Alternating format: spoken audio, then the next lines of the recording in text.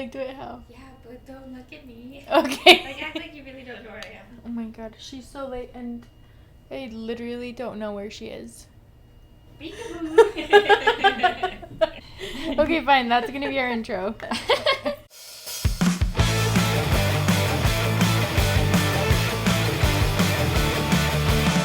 Hi, everybody. Hey, y'all. Welcome back to our channel. Welcome back. We missed you. We missed you. This is our channel. My name is Celeste.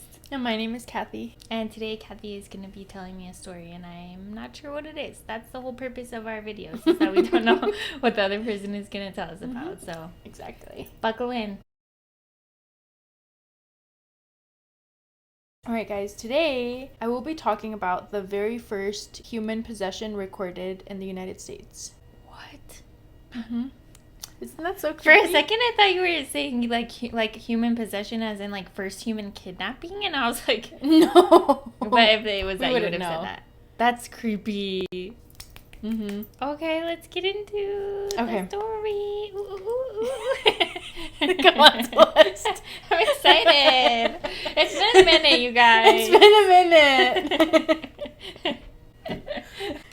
Okay, Tell us. so throughout the story, I will be quoting the Watseka Wonder, which is a book written by Dr. E. Winchester Stevens, who in 1928, and he was involved in the whole thing, and so I'll be quoting that a lot. Okay. So the story took place in Watseka, and it's a small rural town in Illinois that had a population of about 5,000 or 1,500 Okay. people. And Lurancy Vennum was born on April 16th, 1864 to Thomas Jefferson Vennum and Lurancy Vennum. And they were a devout Christian Orthodox family, and she was one of 7 children. 3 of those children died during infancy. Oh, Yeah. that's rough. Yeah. The family lived on a small settlement with a large frame house in Watseka that they moved to in 1871. And they were well known in the community because Thomas's grandparents, so the dad's grandparents, were some of the first colonizers in the area. And so they had money. They were comfortable. Aside from the fact that they had lost 3 children during infancy, they had a pretty good life. Like, they were respected in town. They were well involved in the community. Thomas's brother was selected as mayor in 1872. And so they were good. You know. Oh, yeah. Yeah. And at the time, Lurancy Vennum was a regular 13-year-old girl. Her nickname was Rancy. And she was cheerful. She was energetic. Some people said even maybe a little bit rowdy. Just like a regular 13-year-old girl, you know? Yeah. She had friends. She got along with her siblings. And she would play with them a lot. And she also would help her mom with, like, household chores and stuff. So there was never any sign of anything unusual with Lurancy. This is her. Oh, cute. Lurancy. I've Lurancy. never heard that name. I know, Lurancy Vennum. Isn't that such a Lurancy good name? Vennum. Yeah, that's such a good name. Oh, that's such a good name. So Lurancy had told her mom that she had been having trouble sleeping, and one night she woke her parents up super freaked out, and she said, "There were persons in my room last night and they called Rancy, Rancy, and I felt their breath on my face." And as she was telling them, she was just like super freaked out. When she heard it in her room, she was paralyzed in fear for a little. She was like, what the hell's going on? She couldn't discern where the voices were coming from, and so eventually she got enough courage to run into her parents' room, and she told them, and eventually her mom took her back to her room and she went to sleep for the night. Oh. The next night, something similar happened. So Lurancy was hearing those voices again, and it scared the life out of her, but still, she couldn't figure out where the voices were coming from. So same thing, she ran to her parents' room and told them what was going on, and eventually her mom took her back to her room and stayed with Lurancy until she fell asleep. And it was very unusual for Lurancy to have problems with sleeping. Like, before this, she always just slept through the night. She never had any issues or any illnesses that would, prevent her from getting sleep or anything. That's so creepy. I know. On July 11th, 1877, her condition got a lot worse. So she was sitting on the floor sewing up a carpet that had ripped, and so she was just like sitting there sewing it. And her mom was like, "Hey, Lurancy, can you start making dinner?" And so Lurancy gets up, and then she stopped in her track. She turned to her mother and she said, "Ma, I feel bad. I feel so queer," which back then meant like strange or odd, Yeah. And then she fell to the ground and it looked like she was having a seizure. Yeah, and after that, she laid on the ground for 5 hours as if she had fainted. And I imagine her parents were like trying to get her up and nothing worked, so eventually they just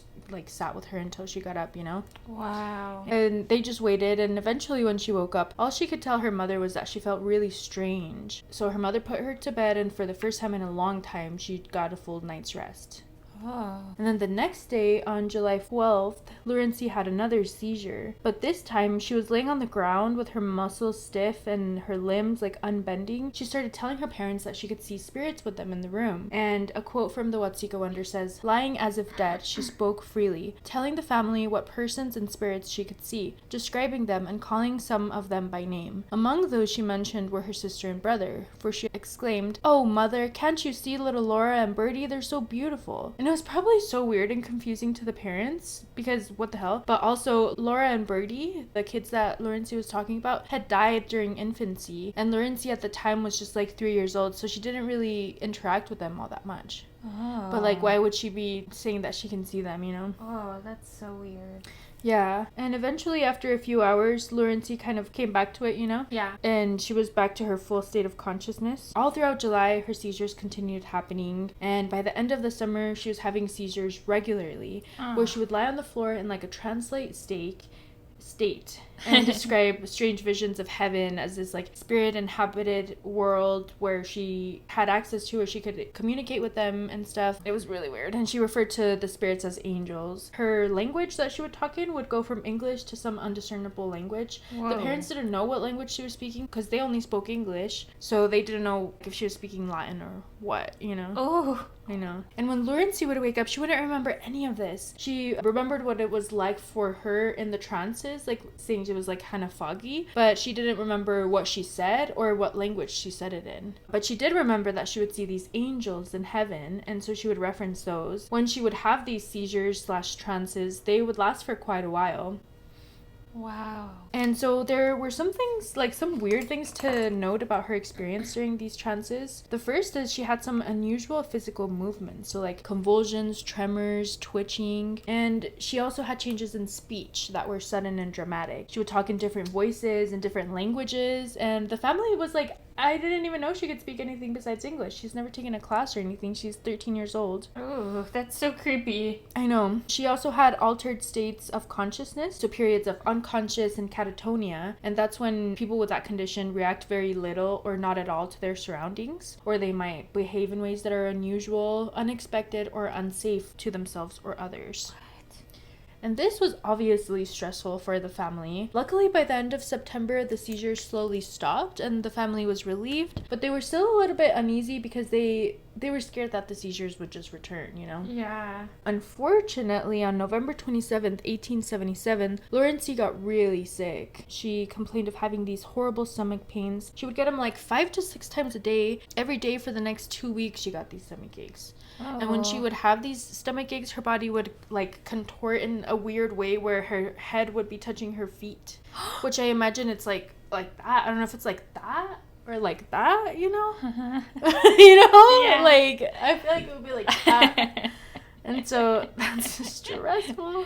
That's so creepy. I know. Imagine your kid doing that. I know. And back in the day, I mean, any time would be scary. It's not like you could just Google, like, yeah, a priest to come over. So when she would go into these trances, she would talk about angels and spirits and being able to see their world or heaven, you know? And this went on for like 2 weeks, and it just became increasingly harder on Lurancy's body. And her parents just kind of watched on helplessly because they didn't know what to do. Yeah. And on December 11th, 1877, these pains came to an abrupt end, but she would still experience the trances, and the trances became more intense. And her parents were really struggling during this time to like try to find out how they could help her. Yeah. Because by now she was falling into these trances like up to 12 times a day, and they could last anywhere from 1 hour to 8 hours. And so she was just like constantly in a trance. Aww. She was talking to angels, spirits, and she did seem really happy and just like unaware of her surroundings whatsoever. Like she was not in the same plane. And she would just tell her parents that she had been traveling to heaven. Oh my god. Lurancy became the talk of the town. Neighbors and just people that lived in Watseka all had something to say by now. Okay. And the more prominent families started to suggest that maybe Lurancy was insane and that she needed to be sent to an asylum.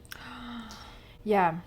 The first doctor that they saw was Dr. Ellen Pitwood, and he tried everything he could think of to help this girl. But he was never able to diagnose her. And so when the new year came around in 1878, he handed her care over to a second local doctor named Dr. Joya. And both doctors practiced modern medicine, and they also took care of residents in Watseka like other people. But neither of them could ever figure out what was going on with Lurancy. Wow. People were like, put this girl in an asylum. That's so effed up. I know, like, that's your answer? Just throw her away. Yeah. And that's how the asylums used to be back then. Yeah. Like, you literally would just send your kids there for anything. For anything. And they would not get taken care of. No. There. Like, some people were mentally ill that got sent there, but a lot of them weren't. Yeah. You know? Like, people who were just had, like, mental disabilities and stuff were sent there. Yeah, or, like, women experiencing hysteria. Yeah. Hysteria. The whole thing is messed up. It's, like, a whole topic for another day. Yeah. But people were continuing to suggest putting her in an asylum at this point. But there was a lot of societal pressure that they were feeling. The Reverend B.M. Baker wrote to the asylum and filled out an application for Lurancy to be committed.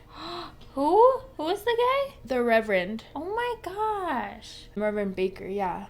The Vennums, they faced a difficult choice. They could either send their daughter to an asylum or keep her isolated at the home to protect her from the public scrutiny. Oh.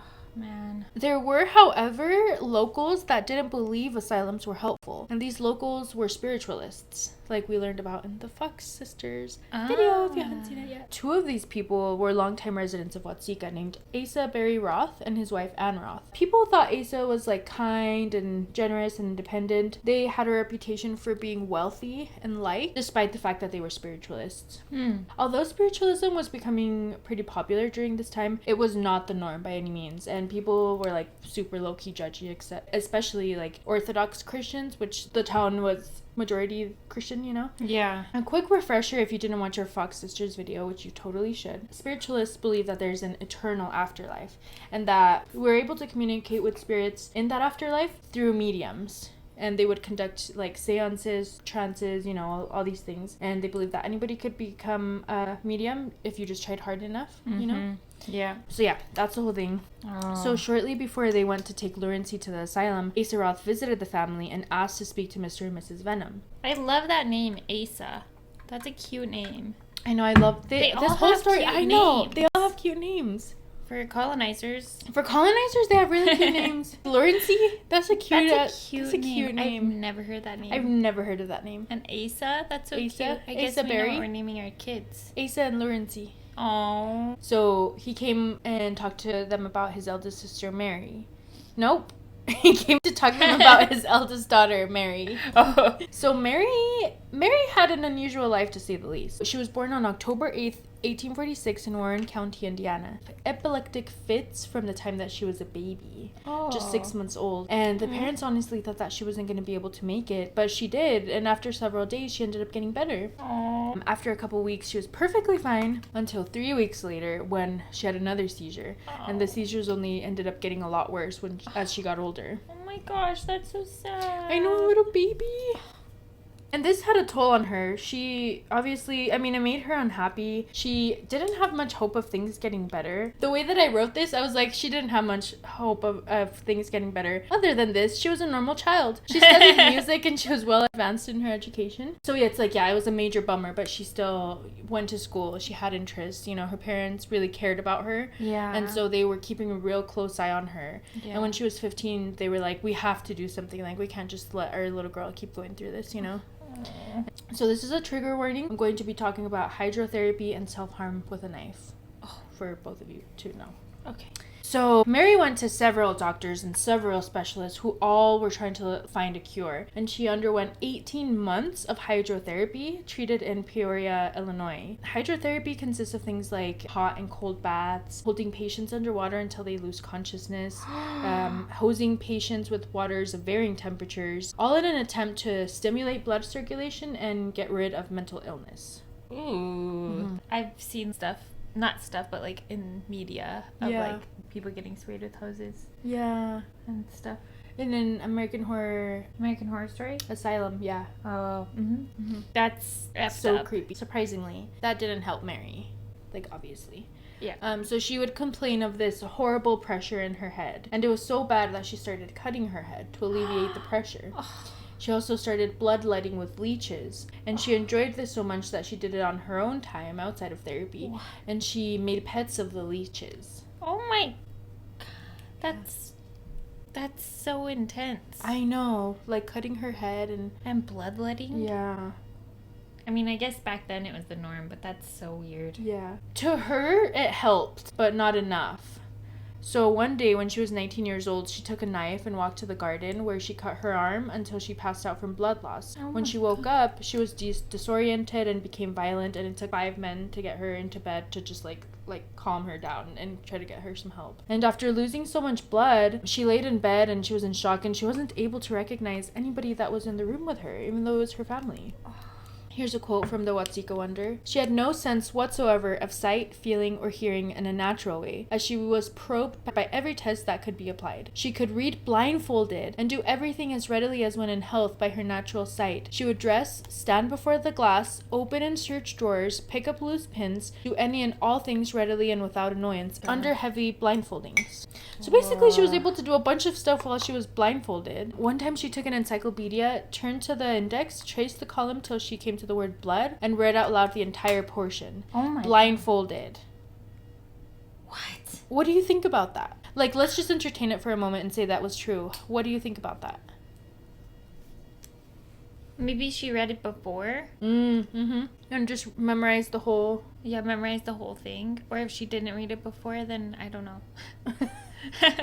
Like, how, you know? Yeah, literally, there's no explanation. Yeah. Obviously, if it's not a logical explanation, then she must have been psychic or being like controlled by something. I don't know. That's so weird. Yeah. Keep in mind, this all came from one guy that is a spiritualist. Okay. But how do you explain it? Yeah. And why would you make that up? I just Yeah. don't understand. Another time she took a box of her letters from her friends. She sat down blindfolded and read them out loud without error or hesitancy. What? And when Mr. Roth and the local Reverend J.H. Rhea mixed in some of their own letters with Mary's, she immediately picked out the wrong letters, immediately knew which ones they were, and she would like violently throw them across the room. And she was like, "These aren't my letters." And while she was blindfolded, like she was pissed that they were trying to trick her. Oh my god. Yeah, and she was able to read like the address in front of the thing and everything. What? That doesn't make sense. I know, that doesn't make sense. Unless maybe she was looking through the cracks of the blindfold. Yeah. But it's That's like, the point. unless they tightened it really tight, then that wouldn't be possible. Yeah, and if like magic powers, Yeah. like she's able to see, it stumped me. Okay? Yeah. So, the doctors at the time thought she had catalepsy, and the Christian Orthodox people thought that she was suffering from a mystery of quote-unquote God's providence. What? The editors of the time thought she had some type of unexplainable fits. They were all trying to figure out what it was, but none of them could, because none of them had the faintest idea what this was. Oh. And she was also investigated by all the prominent citizens of Watseka at the time, and they would come and examine her and her unnatural powers, and she was even written about in the local newspaper. Wow. Her seizures continued, and people kept suggesting that they should take Mary to the asylum, which they did for therapy, but she still lived at home. On July 5th, 1865, while her and her family were visiting Peoria, she woke up, ate breakfast, and then she went to lay down. Shortly after that, her parents heard her scream, and when they went to the room, she had had another fit, except this time she didn't regain consciousness and she passed away at just 19. Yeah. And this sent Asa Roth into a deep depression because, like, he really loved his daughter, you know? Wow, I was not expecting that. Yeah. I thought she was still alive. No, not Mary. And I thought he was going to be like, we helped her and that's how we can help you. No. Okay. No. So, Asa told the Vennums about this, and he told them how he deeply regretted taking her to the asylum because that just made everything worse. And he regretted not being able to help her more. To me, it kind of seemed like maybe he was like, damn, I wasn't able to save Mary, but maybe I can... Woo! Maybe I can save Lurancy. Yeah. And he believed that Mary wasn't crazy, that she had a unique gift that allowed her to talk to spirits, and that Lurancy shared that same gift. Aww. That they were both mediums who were misunderstood by society. And so Asa asked them not to send Lurancy off to the asylum, even if they didn't believe him, to just at least do it for her own well-being, because it literally won't help anything. Wow. Mm-hmm. Thank God. I know, dude. And the Vennums appreciated him coming to talk to them, but they were still like, I still don't know what to do. Like, what do I do, you know? Yeah. And so Asa was like, I know this doctor, and he's also a spiritualist, Dr. E. Winchester Stevens, and he can help her with some of her more painful symptoms. Oh. And so Dr. Stevens, he was from Janesville, Wisconsin, and he was very known, like very well known in the community as this like cultured, like empathetic, smart doctor, and with Western beliefs. And then he was also known as a prominent spiritualist. Okay. So the Vennums agreed to take her to him, even if it was just to delay taking her to the asylum. I don't know what to expect. Is this guy a good guy or a bad guy? You don't know. I don't know. I really don't know. On January 21st, 1878, Asa Roth and Dr. Stevens went to the Vennums' house to see Lurancy. When they got there, Lurancy was already in one of her trances. And another quote from the book. The girl sat in the stove in a common chair, her elbows on her knees, her hands under her chin, feet curled up on the chair, eyes staring, looking every way like an old hag. She sat for a time in silence until Dr. Stevens moved his chair and she savagely warned him not to come near her. She appeared sullen and cramped, calling her father an old dick and her mother an old granny.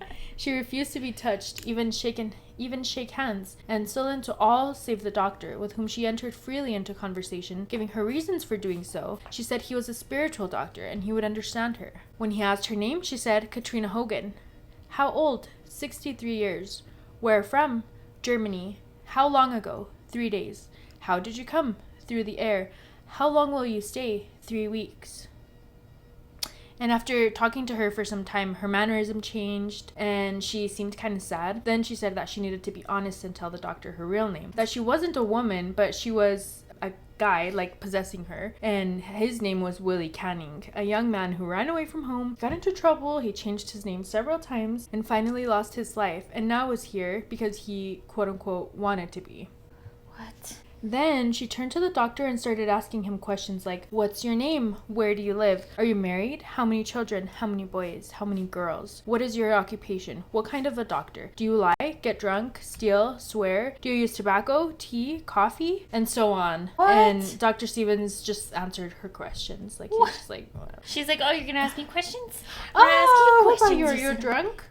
Are you a parent? Oh, okay. And I didn't write all the questions down, but now I feel like I should have. But she was like, have you ever been to Egypt or this place or that place, blah, blah, blah. And in the book, in the Watseka Winter, it said that Dr. Stevens wasn't really bothered by it. He was more impressed with her geographical understanding of the world because she was so young, you know? Yeah, and she literally never left her small town. Yeah. Which I'm like, that's weird, right? That's weird. Really weird. Yeah. And also, I guess dick was a bad word back then, too.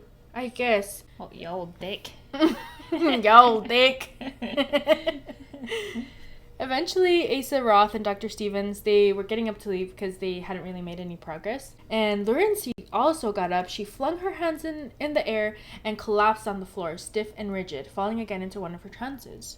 What? And so Dr. Stevens sat down and held her hands outstretched and asked questions directly to Lurancy this time and not the ghost that was possessing her.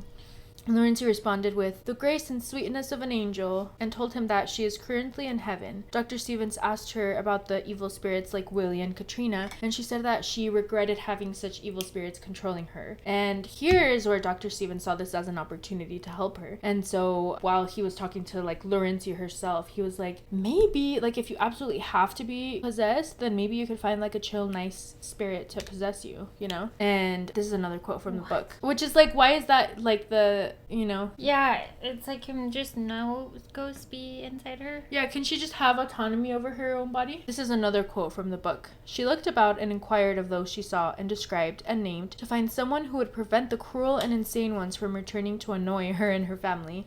She soon said, there are a great many spirits here who would be glad to come, and she again proceeded to give names and descriptions of persons long since deceased. Some that she had never known, but were known by older persons present, which is wild. She never knew these people. Yeah. But the people, older, people in the room knew who she was talking about. What?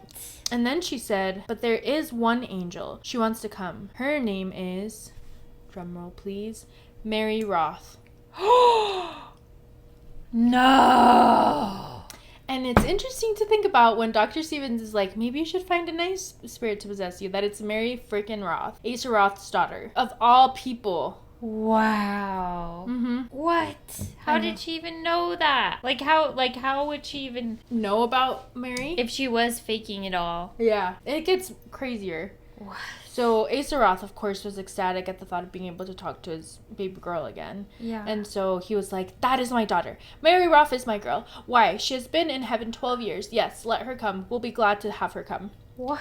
And so Mr. Roth assured Lurancy that Mary was good and intelligent and kind and would help her, and that Mary had a similar experience to Lurancy. So Lurancy thought about it, and she was like, okay, I'm down. And so, side note, Lurancy would have been just 3 years old when Mary passed. So even if she did know her during her waking life, there's no way that she would know Anything. you know, Yeah, about her. Wow. Yeah, or like her mannerisms or anything.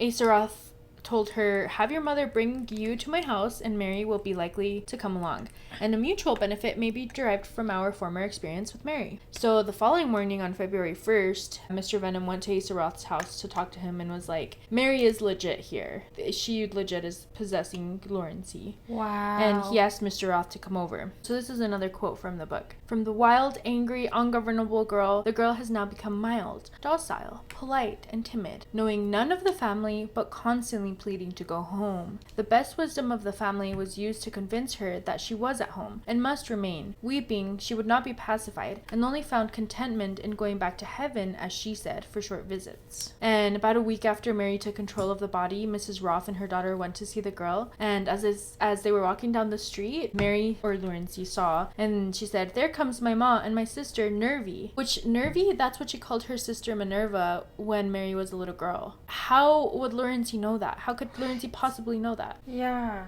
When they came into the house, she ran up to them and hugged them and cried, and she just seemed so happy, and she was like, I'm finally with my family again.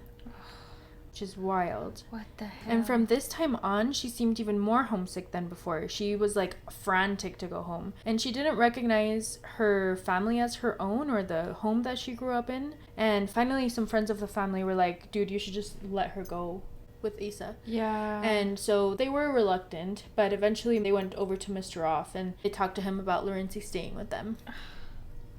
That'd be so hard. I know. And this is a quote from the book. With their hearts ever full of the milk of human kindness, more ready to forgive than to censure, and brave the sneers and taunt innuendos of an uneducated bigotry, with no other motive but one of mercy and kindness, opened their doors and hearts to receive this unfortunate girl with her new control, having no hope or desire for a reward, but in the sense of a just sympathy for right and truth. So basically, they were just like so kind to like let her come over. It makes you think about Dr. Stevens and just like where he stood in all of this. Like, why does he have such a strong opinion about them being so good for letting her come stay with them, you know? Yeah, I don't Just, like- understand. That would be so hard to just watch your kid leave with somebody else and not be I able to know. really do anything about it. I know. And them say that you're not their parent? What if the guy was just trying to convince her that she was his old daughter? Like, what if he was trying to convince her that she was his daughter, Mary? Mm-hmm. And he was like a weirdo, you know? Mm-hmm. And the little girl was like 13, and so she felt threatened, and she was like, okay, I'll play along. I don't know. That's a very big possibility. So on February 11th, 1878, Lurancy went with Mrs. Vennum to the Roths. And as they were walking, she started going in a different house other than where they were headed. And it took some persuading from Mrs. Vennum to convince her that that wasn't the house. Because she was trying to go into the Roths' old house where they lived when Mary was alive. What? Yeah. Eventually, Mrs. Vennum was able to convince her that, like, no, your family moved. We're going to the right house. Eventually, Lurancy or Mary was like, okay, I'll come with you. And they went to the right house. That's where they met her, quote, Pa and Ma. And they were hugging, and she was just, like, telling them how much she loved them and missed them. What the heck? Yeah. How would she know that? I know. You know? I know. When they asked her, how long are you staying? She said, the angels will let me stay until sometime in May. And so she spent the next 3 months there with the Roths.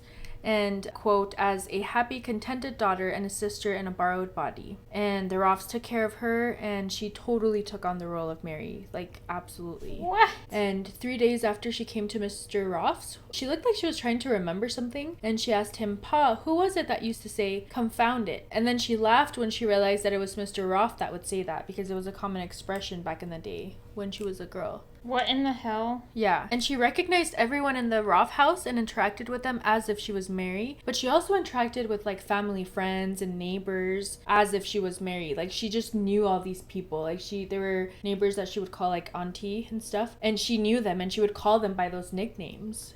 What? I wonder how they reacted to that. I know. They're like, you're not Mary. Yeah, and those people, like, there's the thing about it is that in the Watseka Wonder, there's a bunch of testimonials, like, from other people that are saying this is true. So it's like not just immediate family members, but like old neighbors, you know, just like the randomest people that saw her behave that way. What? That were like, I can't explain this. She straight up is what it is. Wow. Yeah. And when members of her own family, like Lurancy's family, would come to visit, she didn't know them past what she was told, you know? Like, she was like, you told me that you're my mom, so I understand that you're my mom. But she wasn't like, Mommy! You know? Asa wrote a letter to Dr. Stevens saying, you know how we took the poor, dear girl Lurancy? Some appreciate our motives, but the many, without investigation and without knowledge of the facts, cry out against us and against the angel girl. Some say she pretends, others that she is crazy, and we hear that some say that it is the devil. But Mary is perfectly happy. She recognizes everybody and everything that she knew when in her body 12 or more years ago. She knows nobody nor anything that is known by Lurancy. Mr. Vennum has been to see her and also her brother Henry at different times, but she doesn't know anything about them. Mrs. Vennum is still unable to come and see her daughter. She has been nothing but Mary since she has been here and knows nothing but what Mary knew. I feel like that would be so rough to be the dad and hear that. Yeah, dude. And Lurancy also recognized Mary's belongings as her own. One evening in late March, Mr. Roth was sitting in the room, just like sitting in the room reading his paper, and Mary was out in the yard. And so he asked Mrs. Roth if she could find a certain velvet headdress that Mary used to wear the last year before she died. And if she could find it, if she could just like lay it on a little table somewhere to see if Lurancy or Mary would recognize it. And so the mom found it and put it out. And immediately when Mary came in, she recognized it. And she was like, oh, there's my headdress that I wore when my hair was short. And then she asked, Ma, where's my box of letters? Have you got them yet? And Mrs. Roth replied, yes, Mary, I have some of them. And she got the box with the letters, and Mary began to read them, and she said, oh, Ma, here is the collar I tatted. Ma, why did you not show me my letters and things before? And Mary continually, like, she continued to recognize things that were hers. Like, she remembered events and little details, like very little details, very specific details from her girlhood. So the family moved to Texas in 1857. Mr. Roth asked Mary if she remembered moving to Texas or just like anything about that. And she said, yes, Pa, I remember crossing the Red River and seeing a great many indigenous people. And I remember Mrs. Reeder's girls who were in our company. She remembers where she was. She remembers who was with them. Like, there's no freaking way that Lurancy could have just known all of this. Yeah. You know? Like, literally no way. It was said that when Mary went to heaven, as she called it, other spirits, sometimes by permission, would come down and present themselves, and they would speak freely in their own language and say their own thoughts. And Mr. Roth wrote about a communication through another young lady at the house, like another girl that possessed Lurancy. And he said, a lady came through at our house who claimed to have lived and died in Tennessee, and she said she was afflicted from 8 years of age till 25 when she died with a similar disease and in a similar way that Mary died. She said that Mary had control of Lurancy Vennum and will regain control until she is restored to her normal condition, when Mary will leave. Mary is happy as a lark and gives daily, almost hourly proofs of being Mary's intelligence. She don't recognize Lurancy's family or friends at all. She knows and recognizes everything that our Mary used to know, and nothing whatever of what the Vennum girl knows. She now enters the trance without any rigidity of the muscles whatsoever, very gently and at her own will, describes heavenly scenes, etc., etc. We think all will be well, and Lurancy restored to her orthodox friends. It is wonderful, which just feels kind of stressful. Yeah, it's like I can understand both sides. On the birth parents' side of like Lurancy's parents, I feel like they would be so heartbroken, you know? But they also are like, well, we want our kid to be healthy, and if like she's not having seizures anymore with the weird guy. Asa, like, I understand that too, losing a kid and then maybe just searching for anything that represents your kid, and then this kid comes and they're just like mimicking all of your child's behavior. Yeah. I could see why they're like, well, this is my kid now, you know? Yeah. Oh, it's I feel just like I would do the it's same. so much. Yeah, it's a lot. It's a lot. It's a lot. And when they asked Mary or Lurancy about like Lurancy's body, Mary understood that it wasn't her own body, and that she was controlling it as a spirit. And when they asked her about her arm that she had cut in her past life, she pulled up her sleeve and to show them, and then before realizing that that wasn't her body, and she was like, oh, this is not the arm, that one is in the ground. Yeah, and she also displayed clairvoyance. One night, her brother, Frank, she was like talking to him and she was like, you need to be careful because you're gonna get sick soon. And that same night, he woke up at 2 a.m. with a gnarly fever. And they called Dr. Stevens to come check in on him. And he initially was gonna be available, but he ended up staying late at another neighbor's house that needed medical help. And Mary told them that, and she was like, he was gonna show up tonight, but he's actually at a neighbor's house because so-and-so got sick. And so when they called that neighbor's house, Dr. Stevens was there, and there was no way that Mary could have known that because it was a different plan, you know? What? Yeah. And she also would speak of houses that she had never been to before, but she would be able to describe them in great detail, like the way that it was decorated and the people that lived there, just things that it's like, how would you know that, you know? Not everybody in town believed that Mary was inhabiting Lurancy's body, though. Most of the town was super Christian, and they weren't stoked about spiritualists. And while Lurancy was at Mr. Roth's house, the Reverend Baker, he said to Mr. Vennum, I think you will see a time when you will wish you had sent her to the asylum. And their family was even worse. Somebody told them, I would sooner follow mine to the grave than have her go to the Roth's house and be made a spiritualist. Oh my gosh, guys. I know, that's so intense. And many people suspected that Lurancy was insane and that she needed to be sent to the asylum. Oh my god. It was like a common thing that a lot of people agreed on. Dude, people are just haters. I know.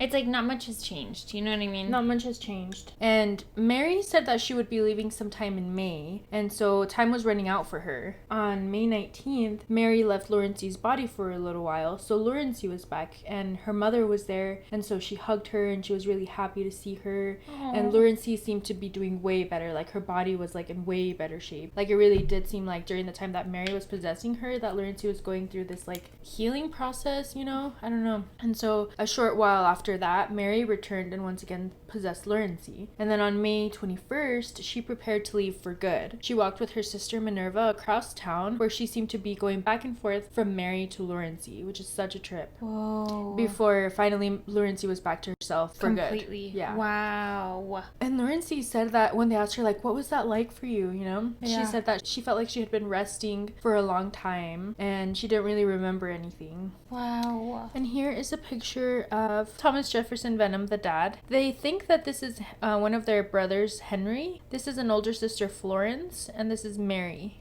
Wow. That's dad and that's Mary. The Watseka Republican said, quote, the meeting with her parents at the home was very affecting, and now she seems to be a happy, healthy little girl, going about noting things she saw before she was stricken and recognizes changes that have since taken place. This is a remarkable case, and the fact that we cannot understand such things does not do away with the existence of these unaccountable manifestations. So after Lurancy returned to her own family, she lived a happy and healthy life. She did channel Mary several times when the Roths came over to visit, but she was never possessed again. What? I know. That's insane. That's insane. And there's a lot of theories about what was going on here. Some people believe the story from the book The Watseka Wonder because it was written by the very doctor that treated her. Yeah. And others don't believe the story because it was written by the spiritualist doctor that treated her. Okay. You know? I don't know. You should look up the book if you want to. It's like 60, 70 pages online. You can see it for free. And it's very clear where Dr. Stevens stands in all of this. You know, the way he praises Asa for taking in the girl, like the way he talks about spiritualism, and you know, it's very obviously biased. And so yeah. it makes, but then also there's like all these people that signed their name as witnesses, you know. I don't know what to believe. A more modern diagnosis suggests that Lurancy may have had a rare sleep disorder called Klein-Levin syndrome with symptoms of hypersomnia, behavioral or cognitive disturbances, and hallucinations. That's a possibility. And it's also possible that she was cured because of the power of suggestion. So when he was like, maybe a nicer spirit can possess you, that it helped her create a more like palatable, more positive reality for herself. It gave her the opportunity to see that for herself as a possibility, and that it kind of gave her the autonomy when he was like, okay, when will you be back? When she was like, oh, in May, that gave her the autonomy to like choose how long she wanted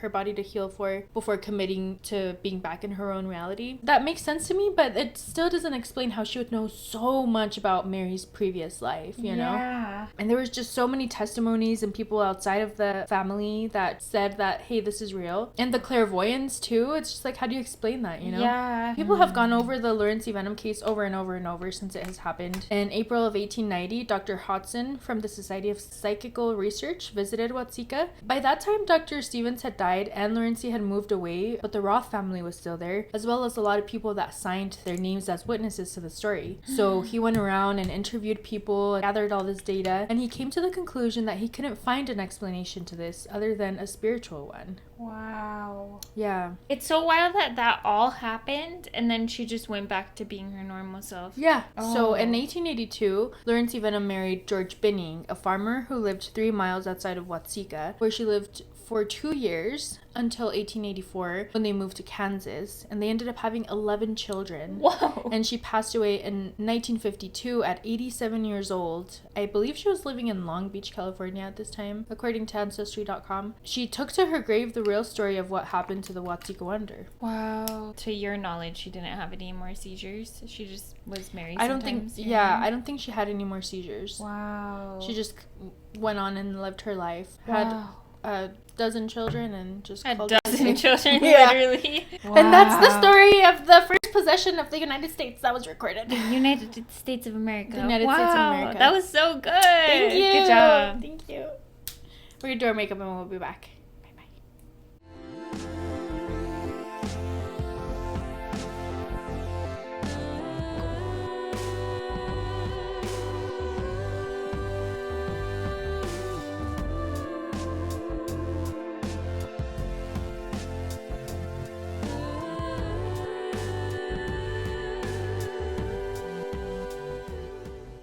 Hi, we're back.